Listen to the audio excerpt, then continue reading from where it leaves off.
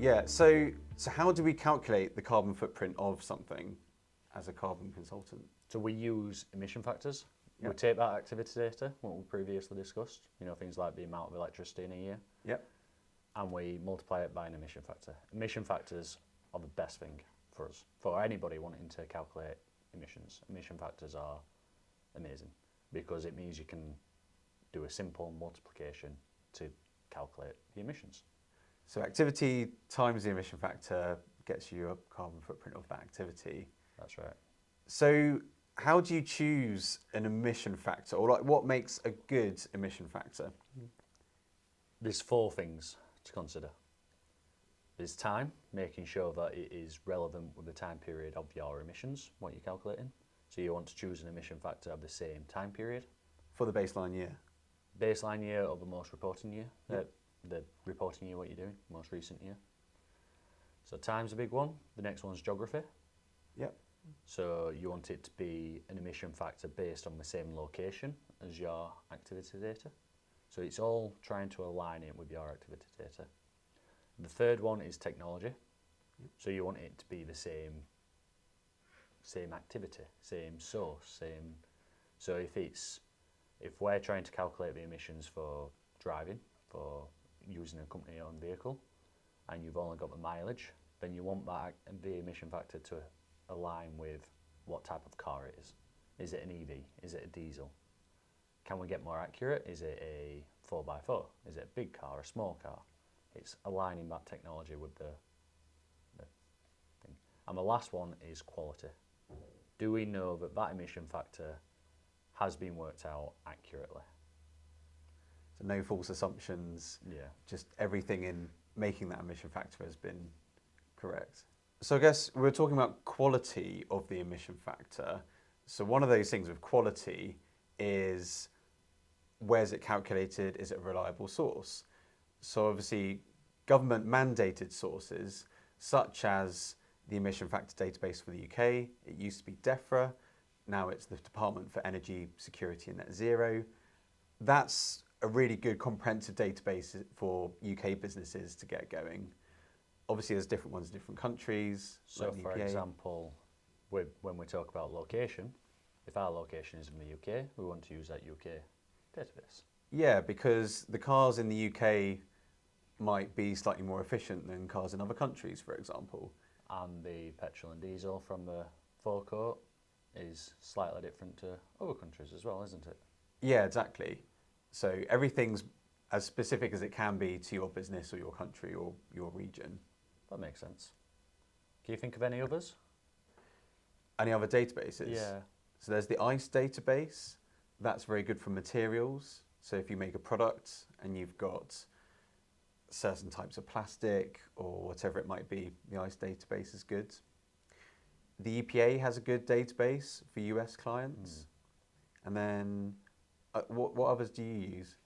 I know that there are some worldwide, different countries. So I think Japan has one, Australia, France.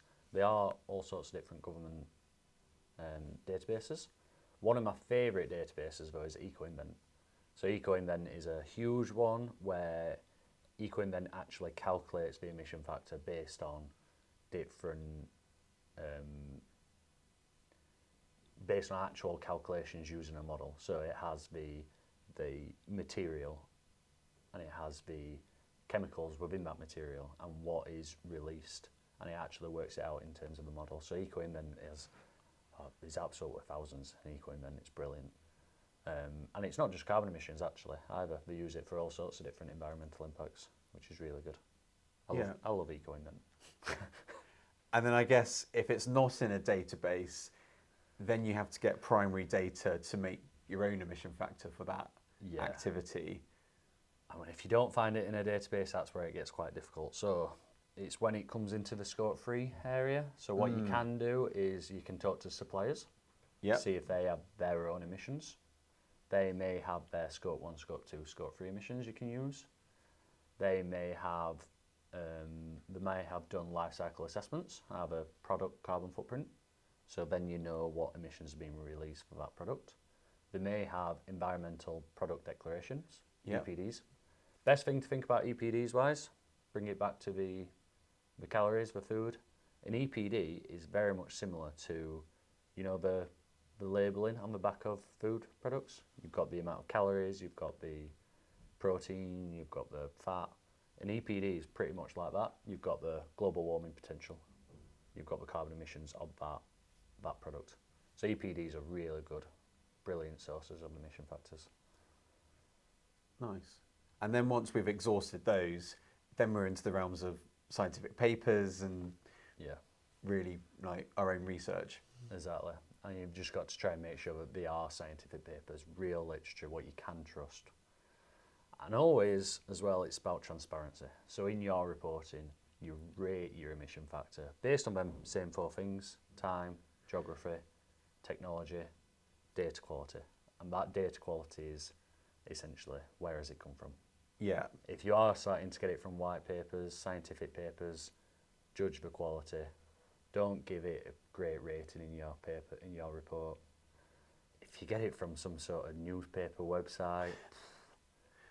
Well, I guess that's where the data quality score comes in. Exactly. And then there's that transparency at the back of the report that says, you know, we have this confidence in the data and this confidence in the emission factor. So that makes the reporting transparent. It does. Transporting.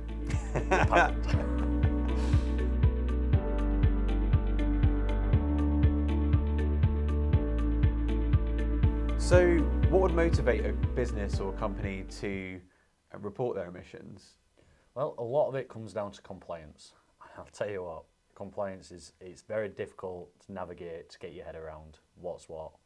You know, it's all different. It comes down to politics, different countries, different regions, EU, US. There's lots and lots of different requirements out there, and navigate them is quite difficult. But ultimately, I would say right now there's not that much forceful compliance where companies get taxed for not reporting their emissions. You've got CBAM, which is all about the carbon emissions of certain materials and importing them into the EU, and you get a certain tax on the emissions, what were produced from the emissions, what were released from producing them products, things such as aluminium, steel. So CBAM is one what's been brought in, should be brought into the UK very soon as well, but right now it's just for the EU. Another one you've got, really, really big one, probably one of the most important ones what we brought out is CSRD. And that has replaced the Task Force for Carbon Disclosure. CSRD is the Corporate Reporting Sustainability Directive. Yeah. And it's a huge one because it means that companies in their annual reports have to report their environmental, social, governance. They have to report ESG annually. Right now, it's companies above a certain size, but every year the scope opens a bit more for more and more companies. So CSRD is a big one. But they're your main compliance. And right now I would say that there's not, I think there could be more compliance. What do you think? I guess on top of compliance, you do have sustainable investment funds, and they're looking to invest in businesses that are more sustainable. So, and in general, if you look at the stock market, if you look at businesses that do have those environmental credentials, they tend to do better financially than the ones that don't. So there's even this financial drive from the investors. So although it's not compliance, you might open up more opportunities in terms of investment if you've undergone carbon accounting. Yeah, I agree. And I think that's where a lot of it comes from right now, and why a lot of companies are calculating their emissions, because of that push from either investments or clients. It's that push from them which are making them report. And then there's different accreditations what we're pushing to. So investors, or the reasons they're doing it for investments and stock market, a lot of that comes down to the Carbon Disclosure Project. So the Carbon Disclosure Project, CDP, there's specific ones for investments, am I right? Yeah, I guess there's lots of different frameworks, lots of different things you can align to or not.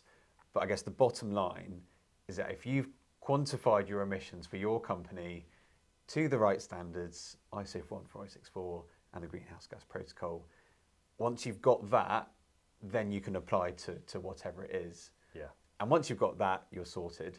I agree. If you want to work for the government on contracts above a certain size, we've already mentioned it before, but you've got the PPN 0621. So you report along that framework. Right. Other companies push you towards science-based targets. Another brilliant one. You've got to reduce your emissions which align with climate change goals. You've got EcoVadis. So there are lots of different accreditations out there which aren't forcefully required. You don't get no tax for not doing them, but other people push you towards them and say, if you don't do this, then you can't work for us. Right.